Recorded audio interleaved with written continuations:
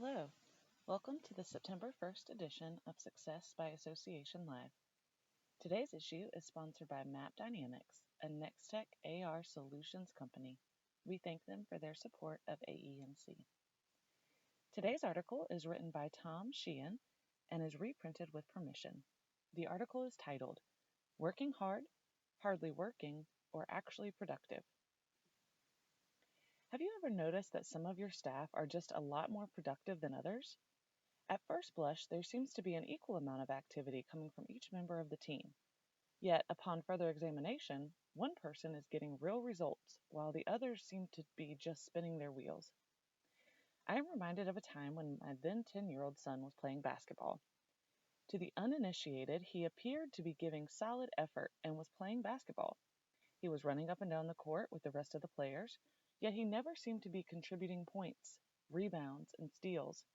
In essence, he was just going through the motions, making little effort to get into the action. It was the first, but not the last time that I told him, don't confuse activity with results. I recently came across an ebook from Fast Company that detailed the 67 habits of the world's most successful people. I have taken the liberty to highlight a few of the productivity habits that really resonated with me. Productive people. 1. Focus on what matters. At Catapult, we utilize the Traction EOS process to define what matters. We develop a company-wide roadmap which graphically illustrates our priorities for this quarter, next quarter, the year, 3 years, etc. We know that nearly all our initiatives and projects are aligned with the company goals. Goals are cascaded down to the department and to the individual level. Whenever someone suggests a new project, our first words are, which organizational priority does that support? 2. They know the difference between important and urgent. Productive people don't get sidetracked by unimportant, urgent issues. They recognize that you can easily spend all your time fighting needless fires instead of getting down to what matters. HR leaders are particularly vulnerable in this area.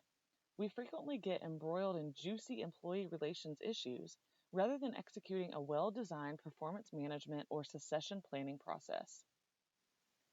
3. They plan their days and salvage wasted time. To stay on track, productive people typically write down tomorrow's game plan today. Often that involves a to-do list. Items are crossed off as they are completed. Any tasks that go uncompleted are automatically transferred over to the next day's list. To-do items are addressed between appointments and meetings. This is one way to ensure you are focusing on the important things.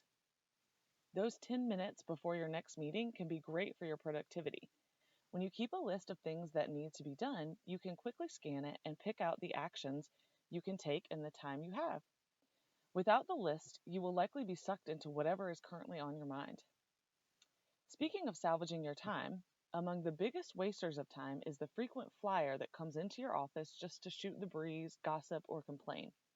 Without even noticing it, they will rob you of 15 to 20 minutes in the blink of an eye. Once they have found you to be a willing participant, they will return time and time again.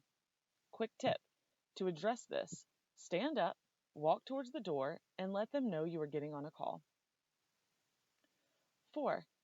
They only attend meetings with purpose. Poorly planned meetings are often an utter waste of time. How often have you sat in an ill-prepared meeting and said to yourself, there's an hour of my life I'll never get back? While it may be politically incorrect or awkward, you may need to make conscious decisions about which meetings to attend and which to skip. If you have a recurring agenda-less meeting that rehashes the same things week after week, perhaps you are better served by asking the following. What is the purpose of this meeting? What is this week's agenda? And if you decline to attend, say, can you share the minutes from the meeting? Can you record the Zoom meeting for me? 5. They aren't perfectionists. Winston Churchill famously stated that perfection is the enemy of progress.